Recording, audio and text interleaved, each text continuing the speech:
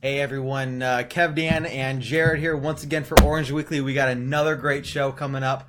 Excited to have you guys. If you're just tuning in, start posting your questions, any thoughts you have of all the stuff going on, injuries, preseason games, and everything like that. But I'm excited to cover last week's game, next week's game, and some of the other stuff we got going on, practicing with San Francisco and whatnot. So right, absolutely. The football season is here. We've got to see a game. We have another preseason game coming up.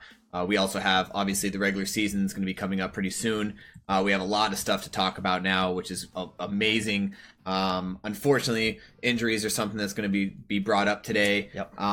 Things like what our depth chart's going to start looking like, who's starting to break out from the pack, and whatnot. So stay with us, ask your questions, make sure you have a lot of them coming up, and keep with us on all this, and let us know how we're doing. So thanks for joining in. Again, we've grown so much in the past couple months, and it's amazing. It's all because of you guys watching. It's so crazy. Thank you guys so much for everything that you have done for us.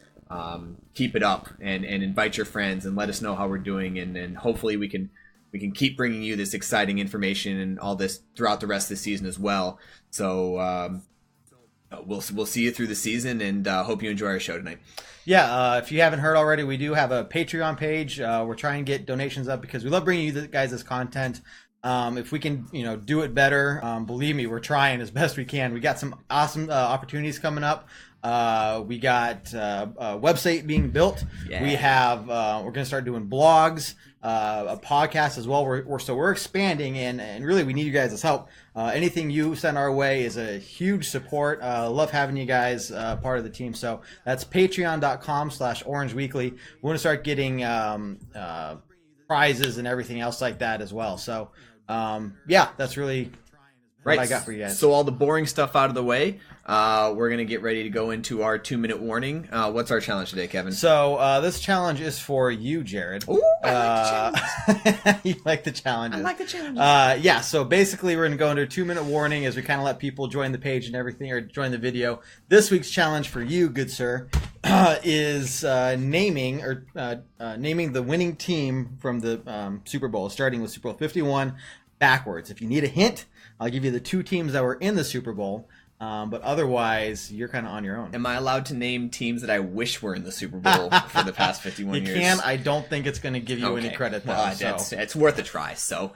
at least for 3 of them, I can name what I wanted, right? Exactly. Cool, guys. Okay, so 2-minute warning coming up here, guys. And hey, if you want to post your answers along while we're doing this, let us know. If you know the answer before Jared does, you can try to beat Jared. I think you're going to lose a point. I might. Oh, if they answer before me? If they answer before you, you lose a point. So after this fun little segment, guys, we'll get right into the show. So let's get this going. Awesome. Okay, Jared. Super Bowl 51. New England Patriots, unfortunately. Hey, 50. Broncos. 49. Okay. This is about. Oh, New England Patriots. Yeah, duh. Yeah. 48. Seattle Seahawks. 47. Oh man, who played? Ravens and 49ers. Ravens and 49ers. It wasn't the Oh, that was the one that Team Tebow. Yes. Yeah, we won. It was the 49ers because the Ravens didn't win it. Yep. Nope. I was you're wrong. Ravens. Yeah, I was like, Ravens. wait, okay. Damn it. Let's see. One before that, 46. Okay. 46 was. Oh, I remember this because I was deployed. It was Green Bay. No, it was not. Okay, you got the Giants. Green Bay paid the Steelers. It was No, Green Bay won that one. 46 is Giants versus New England. Oh. You're close, but not on this one. And the Giants won on the helmet catch. Yes, so 21 on the helmet catch. 45. 45 was the Packers. There you go. Okay, see, I'm missing years here. 44. 44. Let's see, what was before the Packers? Was it Pittsburgh? Yes. No, it was not. Who was played? Think of one of the best quarterbacks we've had recently. That we've had? Yes. Specifically? Yes. Okay, Saints versus Colts.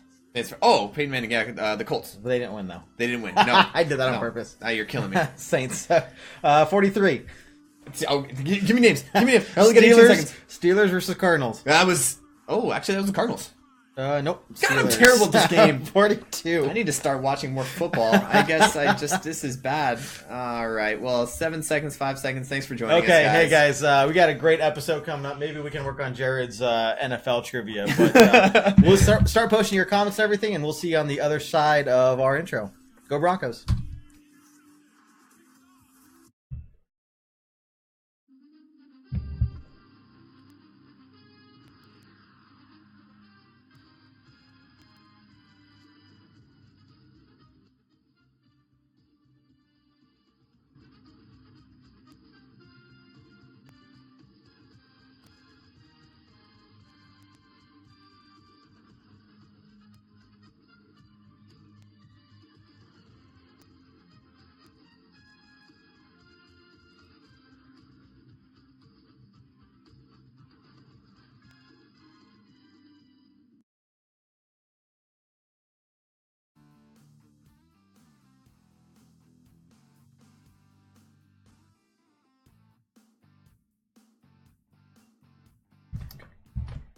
Hey guys, so once again, Jared and Kevdan here for Orange Weekly. Glad you can join us. Hope you like the new format we got going as well. We already got Juan posting. Hey Juan, welcome back. Glad you could join us. And anyone else who's watching, post your comments, questions, anything else you got for us as well. So what's our first question before we really delve into this? So before we get into it, our first question from Juan, thanks again, is do we think that Zach Kerr is going to get more playing time now that Jared Crick's injured, as well as Derek Wolfe's injury? Yes, we're going to actually probably see a lot of Zach Kerr throughout the entire preseason game against the 49ers.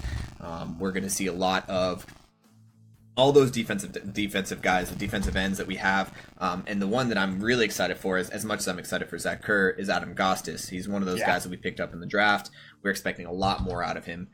Last year, he was a rookie, but now he's kind of coming of himself. Right, second round pick. We're kind of expecting a lot from him now. Exactly. So now this is his year to step up with the injuries that he has. I want to see him step up in this preseason game, and if he can really show us why we picked him in the second round. Right. I like him. I think he has great potential, but he needs to start stepping up. Right. Not saying that he hasn't, but he needs to start taking on that starter mentality, right? And really kind of showing everyone why we picked him in the second round. Absolutely. So he's not a rookie this year. Let's start making something happen with it. Yeah, so definitely expect as our starting two DNs, if we start in that 3-4 defense, is going to be Zach Kerr and Adam Gostis. Those are going to be our two guys that are going to be our go-to guys for this game, and those are going to be the guys, especially for the first 3-4, while we still have the first team defense out, see how they react with the rest of our defense. That's going to be something that I'm really going to be watching for when we watch this Saturday. Yeah. We'll kind of get into kind of what else to watch for this Saturday in the upcoming game. Broncos are practicing with San Fran this week. Right. So it'll be interesting to see. One of the key points that both Kyle Shanahan and Vance Joseph were overheard talking about, we're cutting down on making sure there's no fights. Yep. Making sure that it's just good professional football. They're both teams doing their reps, so they're hopefully we see each team kind of stay under control because God knows we can't afford another injury at this point. Yeah, and what it comes down to is there's been a lot of fights in these preseason forced mixed practices that's been going on lately, and as much as it's fun from the player standpoint, we heard Aqib Talib talk about how it's more of a game than it is a practice for them because you're playing against somebody that's not your teammate anymore. Right. And you're going as hard as possible because you want to beat them more than you want to beat somebody that's your own teammate. So it's going to be an interesting practices for them coming up in the next couple practices. But yeah, I think that's really for the coach's standpoint. They want to keep it under control. And from the player's standpoint, it's the same process. You want to try to keep it under control and stay healthy. Luckily, as we'll get into a little bit later with the injuries, the injuries aren't really hurting us too much for the regular season. No, but they are just enough, regard, just enough to scare us into hoping or into thinking that there might be something that's there that we didn't think would be. Right. I mean, the injuries are scary. One thing I do like is this is kind of getting the second, third stringers that mentality of, hey, I could be / might be that next man up. Right. This isn't just sit back and, well, probably won't happen. It very well could. Right. Especially for some of the rookies who are like, oh, I'm just a rookie. I may not see any playing time. Exactly. Hey, you could be on that field sooner than you think. Maybe not as a starter, but you could be backing up the new starter and you need to make an impact for the team. There's no excuse for you to not. And I love that next man up mentality. That's my favorite mentality ever, because you have these guys that are ahead of you. Hard to beat these guys. They're great athletes, but when you get the opportunity, you better pounce. You better take that advantage that you have, especially this year with a brand new coaching staff. Yep. This is going to be more than ever. You're going to want to step out, because these coaches haven't seen you prior to this, and now you have the opportunity to step up and become that next guy and become that starter, maybe, because if they come back from injury, you had a great preseason, you might be the starter. So right, exactly. Hey guys, if you're joining us, welcome to the show. Post your comments, questions, anything you guys want to talk about Broncos, as we got stuff going on here. We do kind of want to recap the last week's game. We also have some injuries, obviously want to talk about in more depth, starting with Jared Crick. I'm sure you guys have all heard, because every time there's an injury now, everyone kind of freaks out. I'm probably one of the first ones to freak out too, but it worked out. Thankfully, he just had back spasms. First I thought it was a leg injury. Then they said back injury. Thankfully, it was back spasms suck. Don't get me wrong. I can't. I mean, they're bad. But so Jared Crick will not be traveling with the team this week, which I'm fine with. He's Coach Joseph said he's going to be staying back, working with the trainers and the health people back there, getting him good to go by week 1. So what do you see implications for kind of the position battles? Who can we expect to see kind of to play in that defensive end role? Okay, so we talked about that a little bit earlier, but the biggest part with this Jared Crick injury that we need to notice is that he's been having some tightness in his back continuously. So the reason he's not traveling, back spasms you can get over in a couple days, but the reason he's not traveling, because there's no need for him to travel. There's no need for him to get injured again. There's no need for, and again, it gives those other guys the next man up mentality. Like, you have the back spasms, you go out for a couple days, get rested, come back fully healthy and ready to help the team. So, as we talked about, Zach Kerr is going to get that starting spot. And again, Juan, I agree 100% that we're definitely going to be looking at Zach Kerr to make that take that advantage and make it the best for him. Step up, because he is in a battle position with Crick, to take over that number 1 spot. So if he can take over that number 1 spot before Crick gets back, then even better for him. And it's good for us, because now we get to see 2 possible starters, and now we have the depth. And that's what it really comes down to. So Jared Crick injury is not something, and as we go through this, a lot of these are what we call cuts and bruises and bumps and bruises, and it's just even when we get down to the photo of Derek Wolf's ankle, it's literally just a bump and bruise. It's pull that up, huh? Disgusting. However, it's just a bump and bruise. It's not going to keep him out for anything longer than a couple weeks. The swelling goes down, he'll be back on it and back playing fully. So nothing really that we have to worry about too much. Oh, exactly. I'll pull that picture up. I see you've got some more viewers. Hey, guys, keep posting your comments and questions. The next big one, not big one, it kind of sucks. Carlos Henderson, wide receiver, had thumb surgery. He may be coming back to compete for the starting kick return job, but what do you see developing from that? Right, so the Carlos Henderson, and I feel bad for him. He's a rookie. We picked him up pretty early on, and he's fighting for that 3rd spot that we talked about, right? We have Demaryius Thomas, we have Emmanuel Sanders, and now we're looking for that 3rd guy. And we really were hoping that Carlos Henderson would be that 3rd guy. Now with him going out for a few preseason games, something that we've noticed in the preseason training camps and the preseason practices is that Khalif Raymond's really stepping up to be a great, reliable, not only receiver, but punt returner. If you guys watched the preseason game, he ended up having a great game. So now Khalif Raymond is that next man up mentality, and he takes that next man up mentality and he takes it and he runs with it. So that's something that I love to see. And I love to see guys that we really didn't talk about earlier come up and step up and become that guy. So unfortunately for Carlos Henderson, he's probably going to lose that 3rd spot. However, he is a rookie, so he does have a lot to learn. So hopefully he can sit under Demaryius Thomas, Emmanuel Sanders, and learn what he needs to do as a receiver.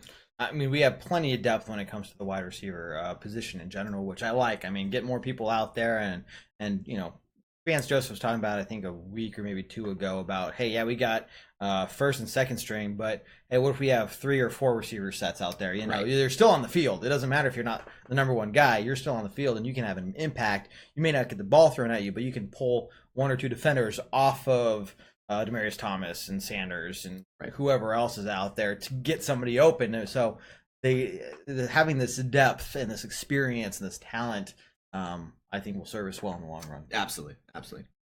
Hey, next one down, Derek Wolf. I think we've all heard about that. So I'll just pull up the picture for you guys here. It looks bad. So when they said he went off the field, carted off the field, and couldn't put any pressure on his leg, I think everyone immediately thought knee injury. Holy crap! This is Right. Jared, or this is knee injury, MCL, ACL, any one of those injuries, and that's going to be terrible for our run defense, defensive line in general. But thankfully, it's just.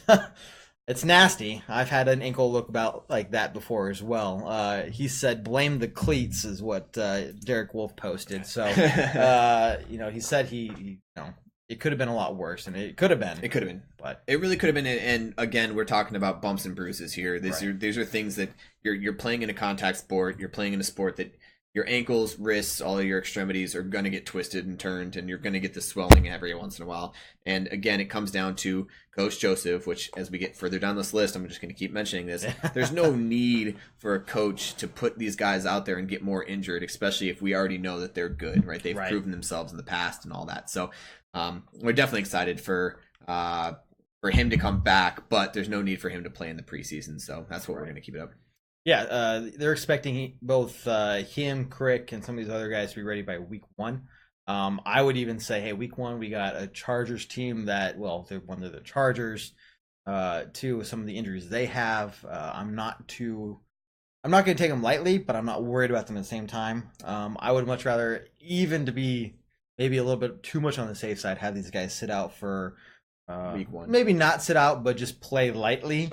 Get them back into the swing of things, and win the game. Obviously, do what we have to do to win. But kind of a preseason mentality, maybe. Let's keep our starters healthy for another week going before things really start to get going with Dallas the weekend after that. And that's one of my favorite things about Coach Joseph. He's a player's coach, so he's not going to put anybody in a position that they're going to get more injured, or he's not going to put them in a position that is going to hurt the team. So that's what we have to look forward to for this season and however long that he stays with the club, and that's a good thing to look forward to. No, I think it's going to work out well for us in the long run. So some injuries up front, but I think it'll serve us well in terms of mentality and how we bounce back and handle adversity as a team later on down the line. Next one, TJ Ward, lingering hamstring injury. Again, one of the players that Coach Joseph thinks is going to be fine by week 1, but someone we're probably not going to see much of this weekend especially. Yeah, again, TJ Ward's not somebody that, and as we go down, we'll get to some people that maybe should have a little bit, like Carlos Henderson, someone that if he's healthy, he needs to be playing in these preseason games to get used to the NFL speed. Right. But TJ Ward's not one of those guys. He's been with us for a few years. Yeah, it's a lingering hamstring injury. It might just be a limp. It might be something a little bit more serious. But again, he's going to keep the starting spot at safety. We have Darian Stewart obviously back there, but he's going to be our starting guy. He's part of that no-fly zone. There's no need to put him out there and get him injured. I mean, even in the last game you saw, I think after the pick 6 from Chris Harris, those guys, Chris Harris, Aqib Talib, they didn't see the field again for the rest of the game. So there's no need to put those guys out there. You know what they can do. You know what they're at. In practice, you see it. There's no need for them to have to battle. What we're looking at especially the cornerback and free safety spot are those extra guys that are going to be able to not only make teams on defense, but also make plays on special teams. So right now our defense, most of our defense, to be honest, is pretty much set, and we just have to let those guys play, let the rest of the guys play, and hopefully they can make a name for themselves and get on one of those backup spots. Yep. We'll start going into some of the bigger injuries that I'm sure you guys have heard all about. So please post your questions or anything else you got about these guys. Shane Ray, that sucks. Yeah. But he should be good to go by week 1. Again, one of those guys, if he doesn't play week 1, I won't be hurt. Probably playing in a club, big cast around his fist, kind of protect his wrist there. But I don't see any issue with that as long as he's able to be back by week 2 at the latest. Right, and this is going to be another one. If we need him, he'll come back. If we don't need him, Coach Joseph's just going to sit him on the sideline and let him rest because that's what he needs. He needs the rest. So if we need him, the Cowboys game, maybe we're going to bring him back. But I think that's about when he's going to come back, either first or second week. So something to keep an eye on, but I haven't heard anything else negative about him, so I think we'll be okay in that regard. Devontae Booker. Now we have an interesting running back battle competition going on between Jamal Charles, who hasn't solidified a spot on the team yet. I think people are just expecting him to be number 2, maybe number 3 at the worst case running back, but in no position is that solidified. People were saying that Coach Joseph was being cryptic about if he was going to play this weekend against San Francisco or not. And he just came out, and we'll show you the interview later on. But the plan the whole time, according to Coach Joseph, was to have Jamal Charles play against Green Bay week 3 of the preseason. Right. So he'll be getting plenty of reps and everything this week, practicing with San Francisco, but we're not going to see him suit up in the game. No, yeah, we're not going to see him. Again, he's another guy that we know what he can do, and he had the interview as well. When they had the interview with Jamal Charles, he talked about that. He said they know what we can do, what I can do. They know how explosive I can be, and I mean, even the year that he got injured, he was still a 1,000-yard rusher. So it's not something that we're worried about as far as that, but it's more of the worry of as long as we can keep him healthy, he's going to be an asset. It's not the other way around. It's not we need to make him an asset. We need to keep him healthy. Right. So that's why he's playing on that, and we'll see this again. He says, Coach Joseph says that Jamal wants to come back. Oh yeah, but it's more advanced saying I don't want him to come back yet. Let's keep him healthy and let's rest it up a little bit longer, because the longer you have the rest, the less likely it is to get re-injured. So that's what we're looking at. Right. One thing is, he hasn't played with us, but we know what he's capable of. Right. Coming back from the ACL surgery there, it's something you can definitely get over, heal 100%. So it shouldn't be a lingering issue that we have to worry about. Absolutely. So we kind of can see, just based off his past performance over all those years, was it 6 yards per carry average, 5 point something? Yeah. So, I mean, ridiculous number in the NFL, obviously leading the way in that. But I think he's gonna be on the roster. But let's keep in mind that it's not solidified yet, and any number of things can happen, especially with Booker's injury. Right. So now, I mean, we're going to look at our running backs depth here. We have C.J. Anderson. Obviously, he's probably going to be our number 1 guy. Yeah. He hasn't shown anything that would take that away from him. Devontae Booker with the injury, Jamal Charles with the lingering injury that's been reoccurring over the past few years. Yep. Stephen Ridley, who we had just picked up from New England, and then we have D'Angelo Henderson, who had an amazing preseason game. And all these guys, Jawan Thompson and Bernard Pierce, we have those guys too. Jawan Thompson's probably going to end up on the practice squad. Bernard Pierce is injured. That's not going to be something we're going to worry about. But D'Angelo Henderson, I mean, you got to look. We can't keep 4 running backs on a roster. So one of those guys is getting cut, and it's going to be difficult. Who'd you call at the end of the last game? It was Jared's first call.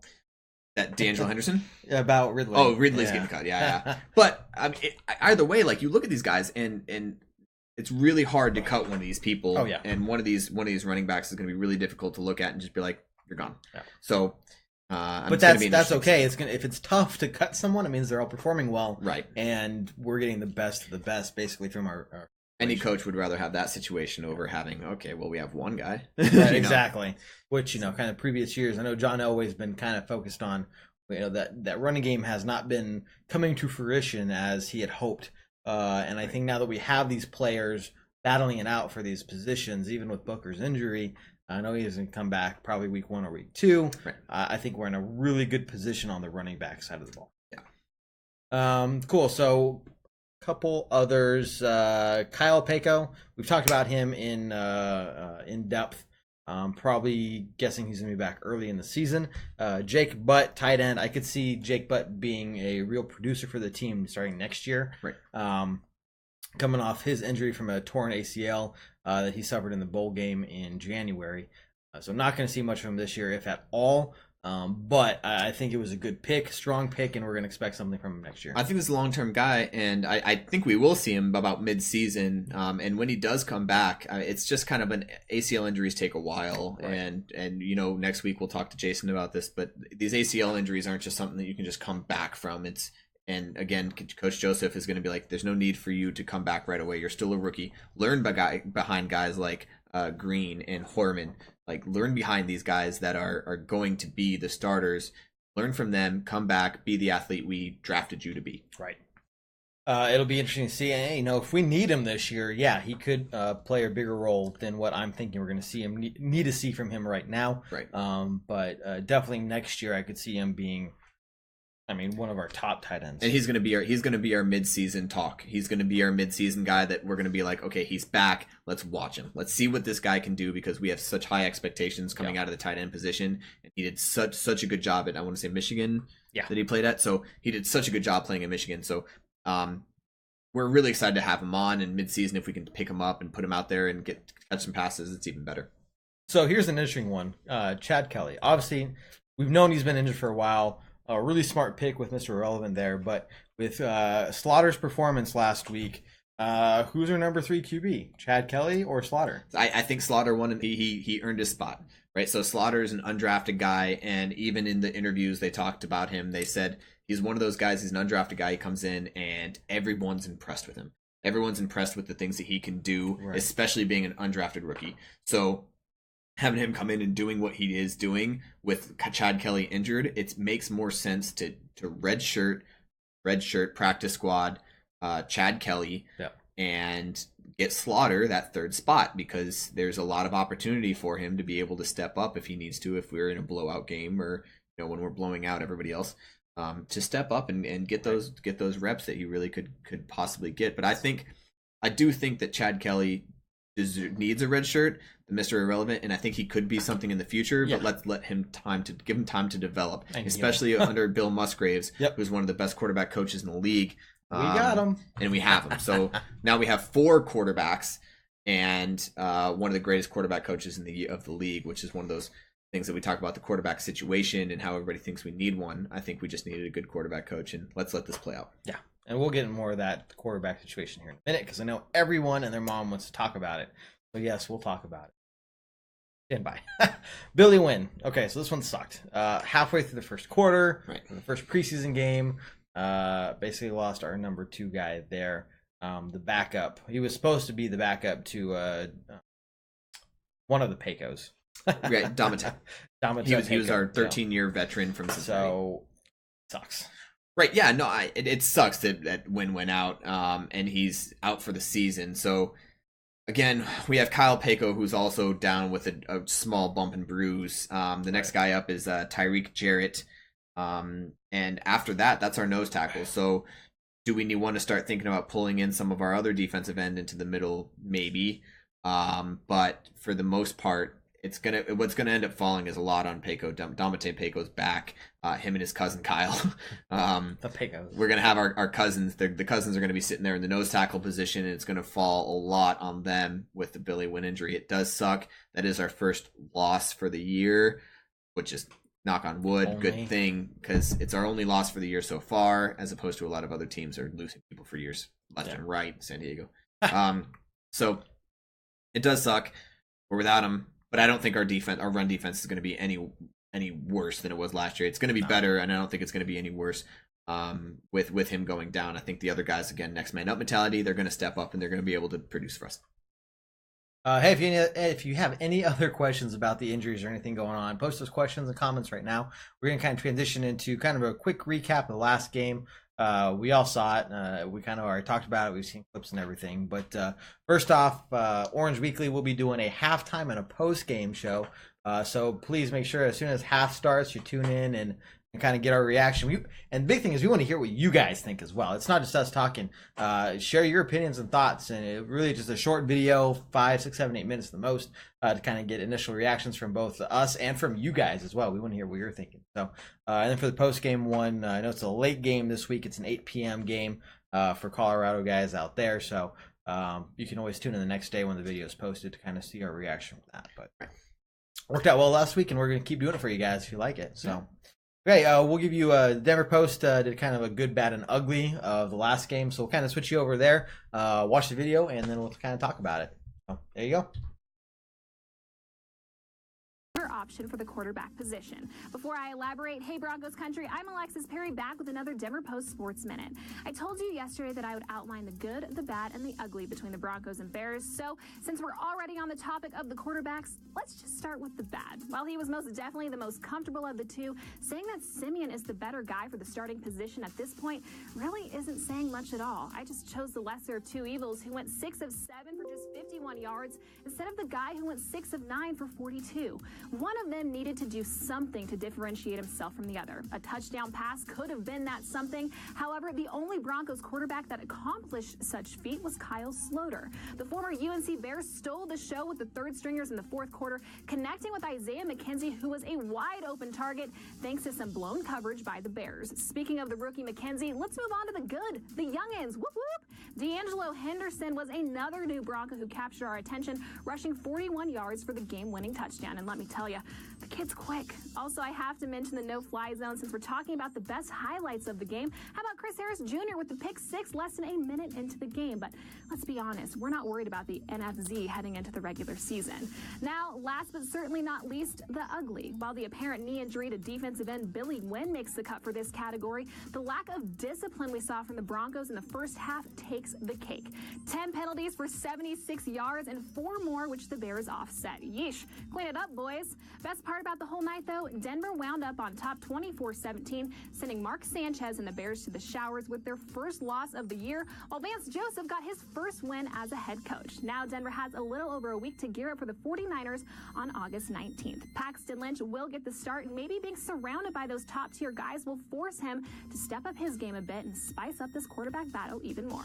Until then, follow me and Broncos beat writers Nick Codsnyder and Nikki Javala on Twitter for the latest from Dove Valley. Have a great weekend, guys. Hey guys, good video, but lots to talk about there. First thing, I think going back to one of the, I said I don't agree with a lot of what ESPN says sometimes, or kind of depends on the day. But one of the articles I wrote before the preseason game 1 versus Chicago talked about how our defense can be dominant more than what it already is. Stop the run, right? We put the team into a 3rd and long situation. Right. We are then able to rush the quarterback, right, who has to throw the ball into the no-fly zone, and bad things are going to happen. Right. What happened in the first minute of the preseason game? Everything that we exactly wanted. That. Okay? It doesn't matter who the quarterback, you throw it into the no-fly zone, bad things are going to happen. If you keep putting them in those 3rd and long situations, it's going to keep their offense off the field. It's going to keep their scores down. It's going to keep our defense off the field, keep them rested. So when they go back out there, it's just giving our offense every single opportunity to get something going. And if they're just a hair better this year than they were last year, we're talking playoff berth easily, if not a playoff run.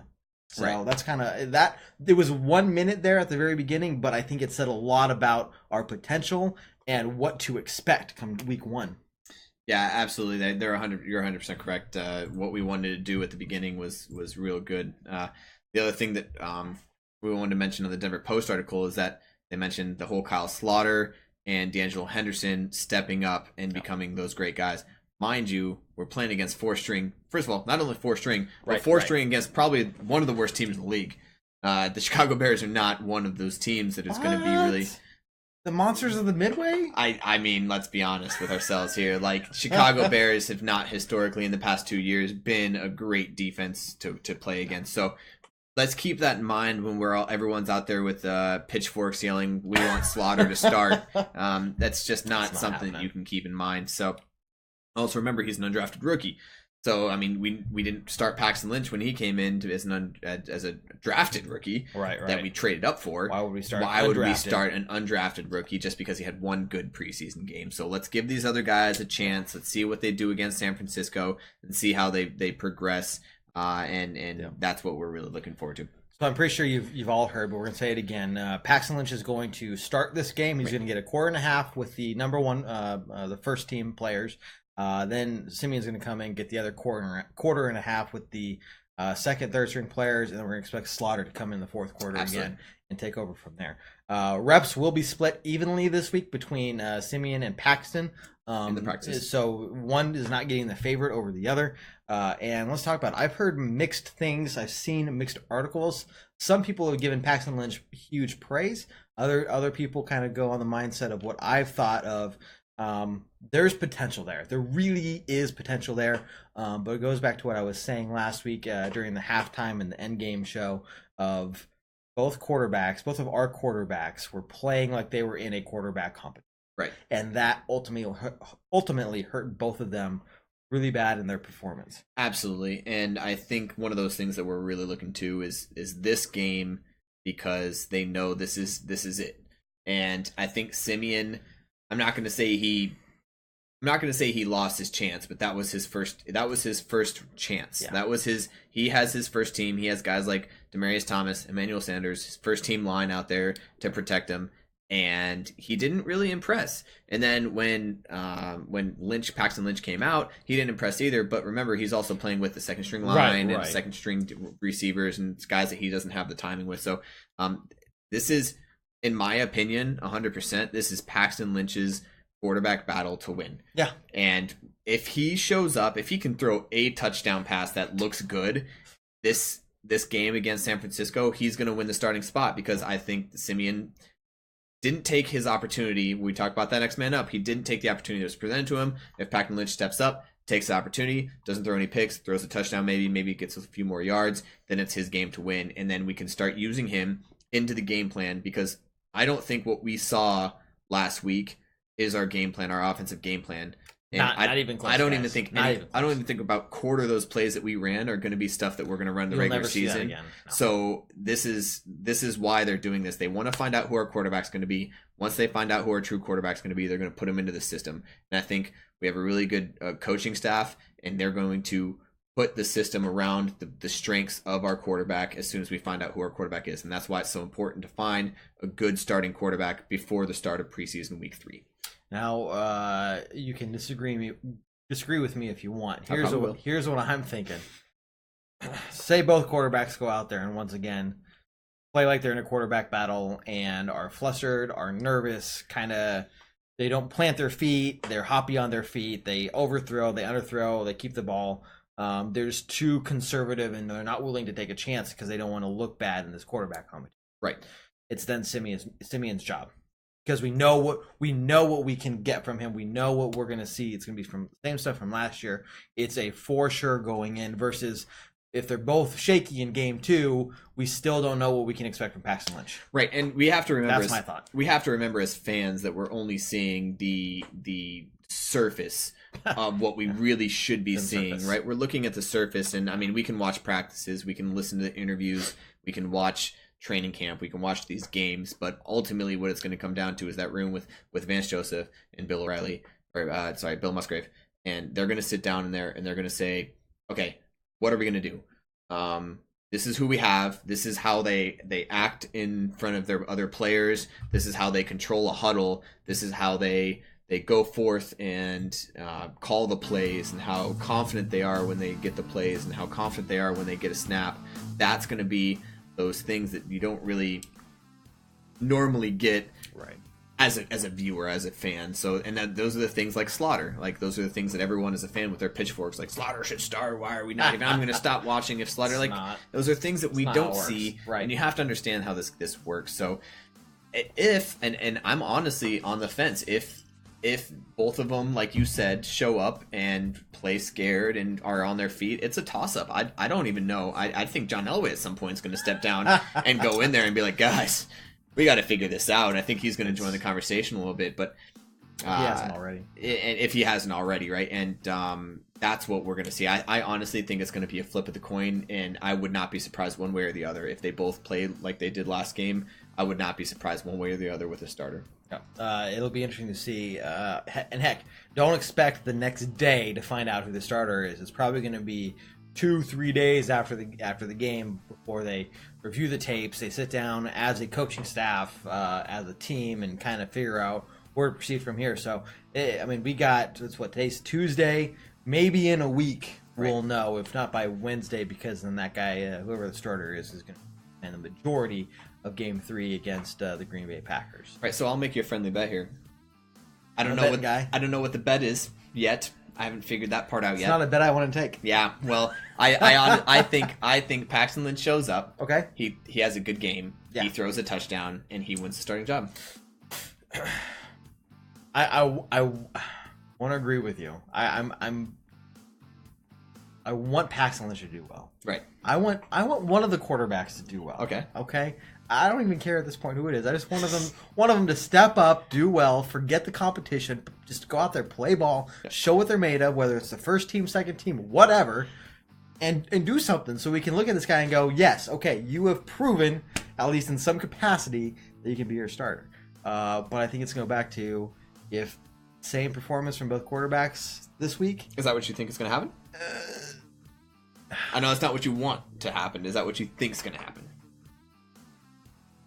I think both quarterbacks are going to play well. Because I think they're going to look at the tapes from last week and say, what am I doing? Why am I not taking any chances? And they're going to take chances because they know this is their last chance to make something happen. Right. And they're going to play like they're going to during the season. So I think this game, complete opposite from last game. Okay. And just in terms of what you're going to see. You're going to see these guys take chances. Because they know if they don't, the other guy is. Yeah. And the other guy is going to make something happen. Even if he throws an interception, if he gets 1 or 2 touchdowns, and the other guy doesn't, that's it. I'm gonna need you to make a choice, man. I can't make a choice. I need you to There's pick too a many side. options. I need you to pick a side right now, man. What? Say Paxton Lynch. Okay, all right. So we're both on the Lynch train. So I don't. We're gonna go back. We're gonna look bad. We're gonna look bad next week when we have Simeon as our starter. No, but that's the thing. Even if Simeon starts, it's not a terrible thing, right? I mean, we know he's another year under his belt. He has a year under his belt. He's had a whole offseason. We have Bill Musgraves coaching him. I think we're going to be just fine, whoever that quarterback voice is. I just don't know who it is. That's a bad bet. Well, that's fine. That's fine. If we're both on the same page, there's no bet. So okay, then I'm going to go. I don't know. All right, what are we talking about next year? Let's move on. Hey guys, I appreciate you guys joining us here on Orange Weekly. If you're just joining us for the first time, post any questions, comments, and Juan, if you're still watching as our regular, appreciate you still tuning in.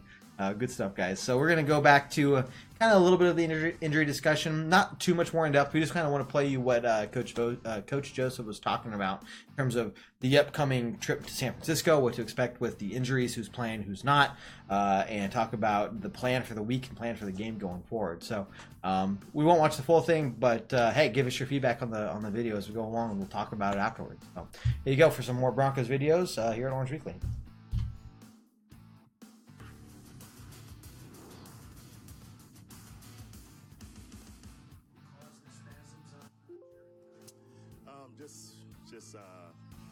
Just back spasms, just sore, and he's been tight for a couple of days, and he spasmed it pretty bad, and that was pretty much it. So he's day to day, so we'll every day kind of see how he's doing, but right now he's going to be out. Is he going to travel to San Francisco? He's not going to travel. He's going to stay behind and do treatment with the guys staying behind. Because Paxton's going to start on Saturday, yes. Will it be more of a traditional, he'll stay more with the ones in San Francisco, or will you still be kind of rotating back and forth? We will still rotate those guys back and forth during practice. So Paxton will start the game on Saturday for a quarter and a half, and then Trevor will play the next quarter and a half. Good question. Cody Latimer? Cody's got a sore knee. Sore knee? That's pretty much it, and we're just being smart about it. DeMarcus Walker's got a sore hip flexor, and we're being smart about it. Do you already know guys who will not play on Saturday?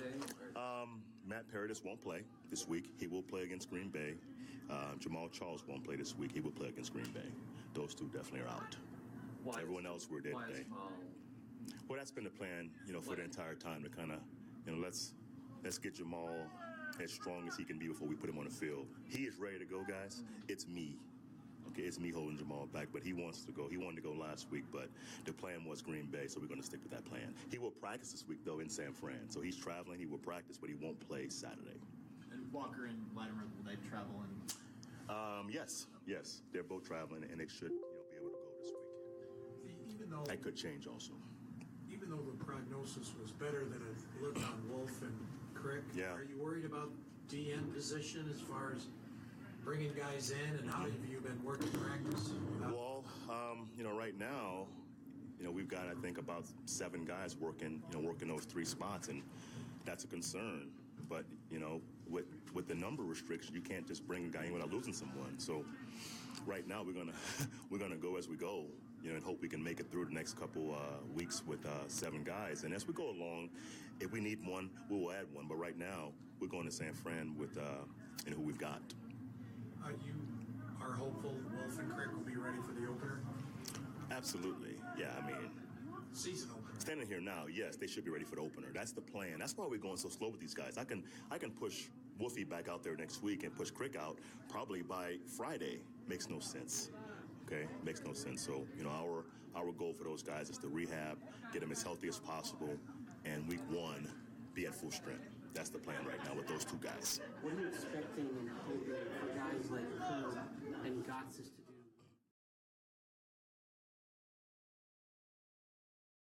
Hey guys, lots of stuff to talk about. Obviously, the coach is talking about right now as well. Kind of, what is your first take on some of the things he talked about right there? So again, I love Coach Joseph as a sitting back, not as a coach's just preseason guys. Yeah, not as a X's and O's coach, but as a player's coach and as a head coach. Sometimes you need that, and I like that his thought process is very straightforward. There's no need.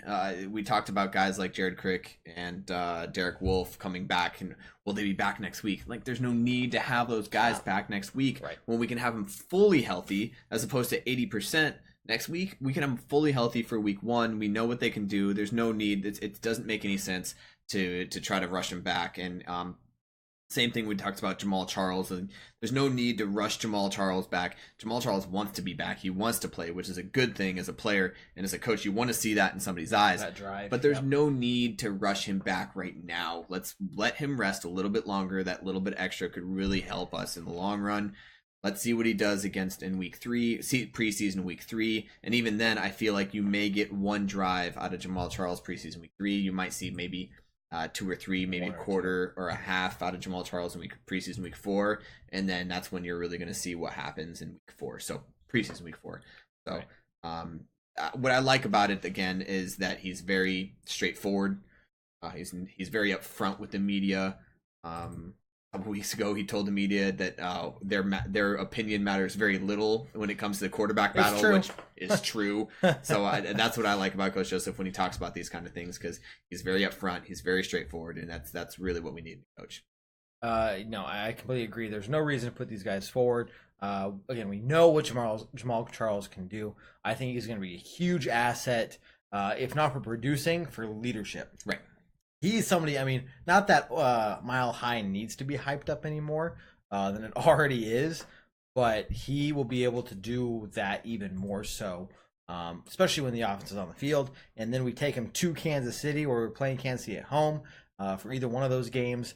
I only see him helping the team in general, being able to overcome those 2 tough games right there. Absolutely. And it's going to be one of those really cool things that we're going to see this season that we haven't really seen. I mean, even back maybe Mike Shanahan in his younger days, that we really had a good a good players coach that really could get the guys to rally. And this is going to be exciting, especially when we're down. Expect when we're down in the 4th quarter to get a good rally call from Coach Joseph. And I think that's really where it's going to step up, and really where you're going to see the most from. Right. So in terms of what to expect for this upcoming game, we talked about the quarterback battles, but what are you excited to see? What position battle do you think is going to be important? What player do you think is going to be important to watch? So we talked about with Derek Wolfe and Jared Crick out, we're going to see that defensive end battle really play out, which I like, because on both sides of the ball now you can watch positionals. And the other part I want to watch is that left tackle spot with Max Garcia. He didn't play very hot. He did not. He did not play very hot in last game, and now there's even talk that there's actually a position battle there. So I'm really going to see how he steps up and he takes advantage of his mistakes. Let him take advantage of those mistakes. It's been a long off season. You know, he made a couple mistakes on one drive, and let's be honest, it was the one drive that he really had those mistakes on. Now let's see what he can do. Let's see him come out and get angry and win his spot back. So at that position, at the defensive end position, we're going to see, that's where I want to see the most. I'm looking forward to the special team more. I really want to see these guys be able to return a punt, return a kick, and we saw good things last week. Yeah. From every single one of those players, and I just want to see it build, because I think that's one of the pieces we've been missing the last couple seasons. Is we haven't had a strong punt return team. We haven't had a strong kick return team. And that kind of takes away some of that threat from these teams, and in these games we have that. Heck, one good. It doesn't have to be a touchdown. Just running back the ball after a punt really well puts us in great field position, and once again, just helps the offense out even more. And I really think the whole focus this year is going to be giving our offense, which I think is stronger, but still kind of the weaker part of the puzzle that we have, giving them every opportunity to win us those games, so that it's not, hey, we got to rely on the defense to win us this game every single game in game.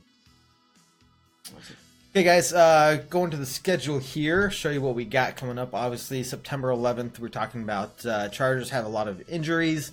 Not too worried about that game, but it'll be early September before you know it, and we're starting off our season on Monday Night Football. So good to be on prime time for sure. After that, Jared, I know you want to talk about this. We got, we'll get into it in a second, Cowboys, September 17th, which with Ezekiel Elliott may not be as scary as the game as we thought.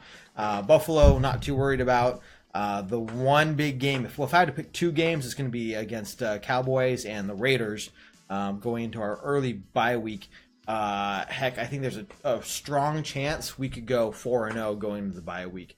Worst case 3-1. But Jared, talk to us about Cowboys and Ezekiel Elliott. So I'm ready to talk about this because I'm not sure if you remember, but back when all this first happened, I want to say it was maybe our second or third show of the season. Yeah.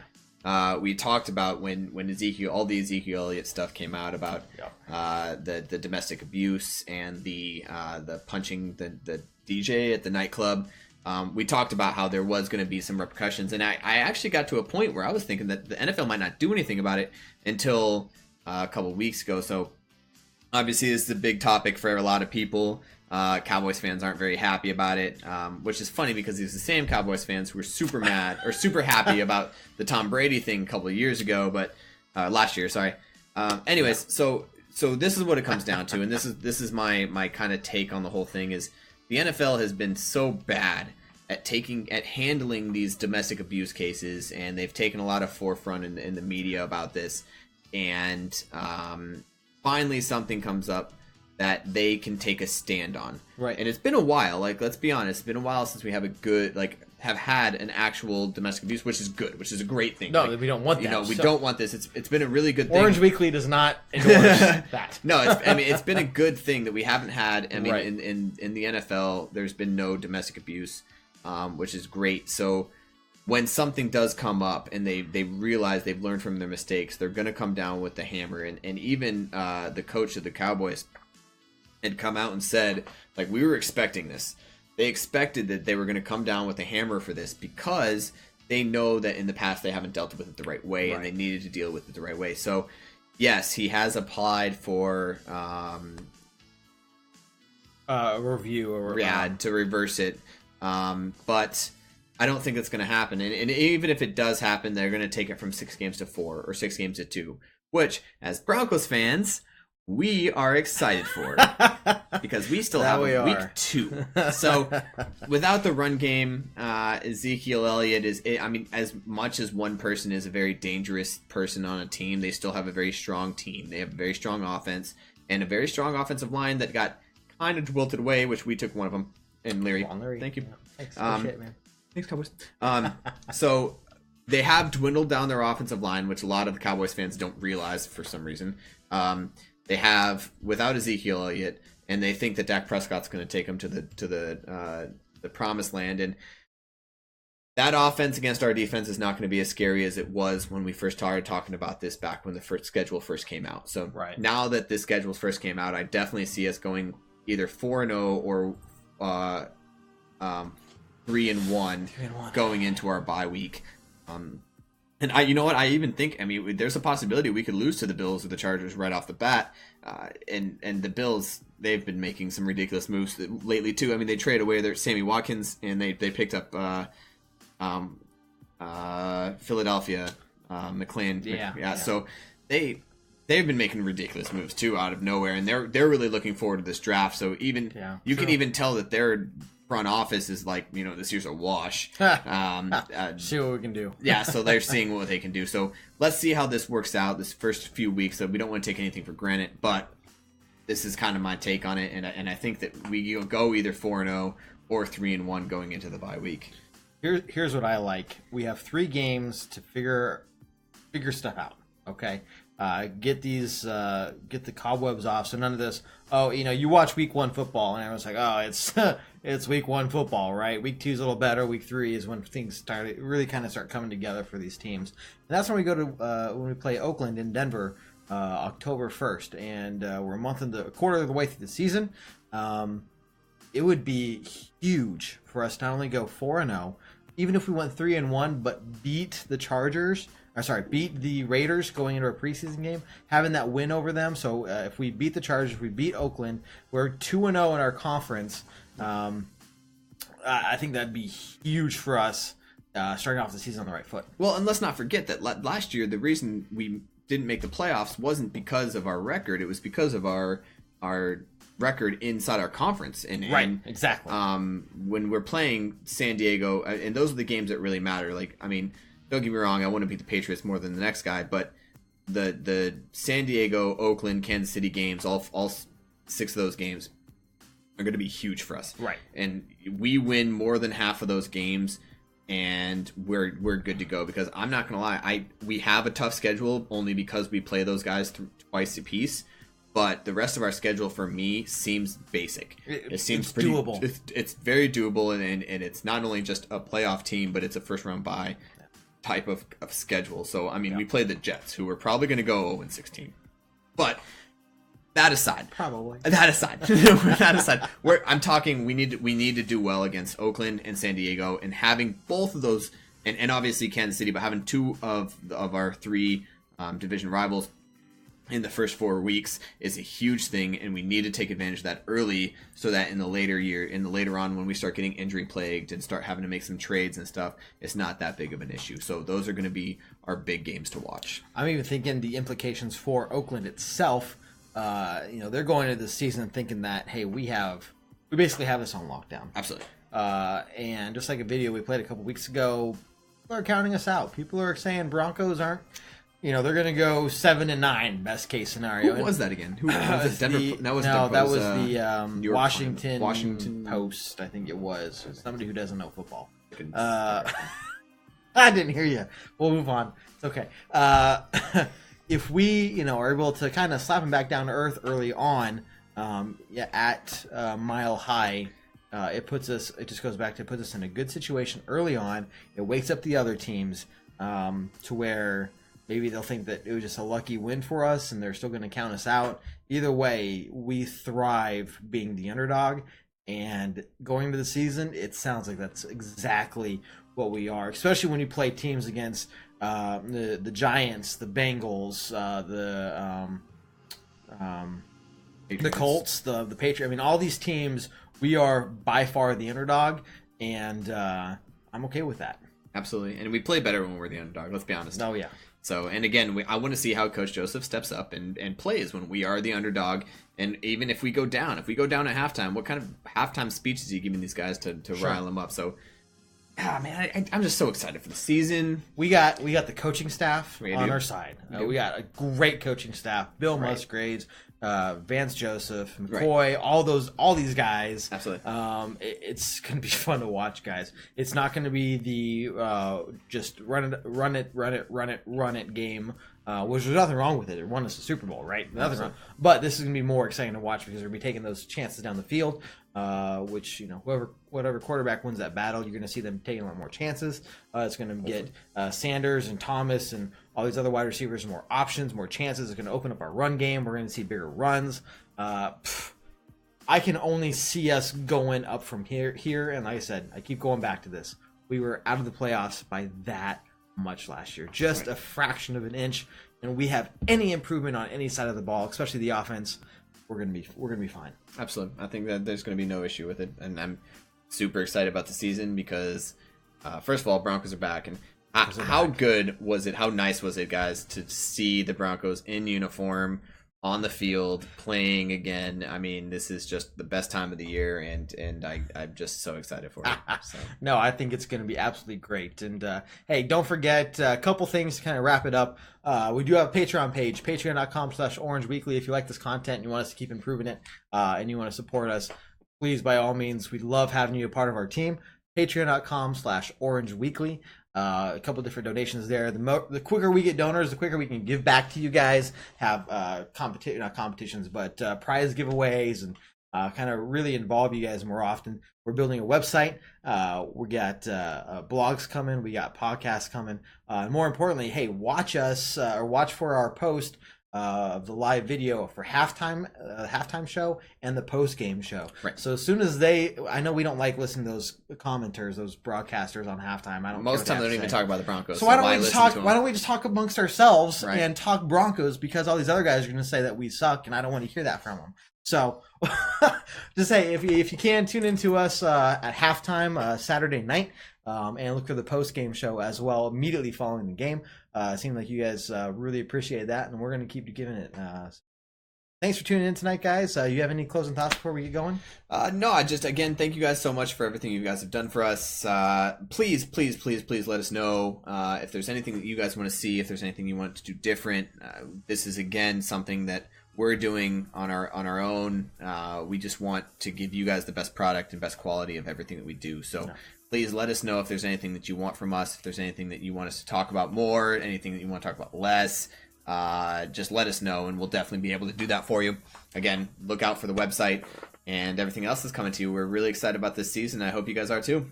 I'm definitely excited. Week 2 of the preseason is going to be fun to watch, and we'll give you updates during the game as well. So, hey, from myself, Jared, Jason, and some of the other admins here on Orange Weekly, appreciate you guys tuning in. Great show, and hey, we'll talk to you guys Saturday night for the game at Seattle. See you Saturday. Go Broncos. Go Broncos. Take care, guys.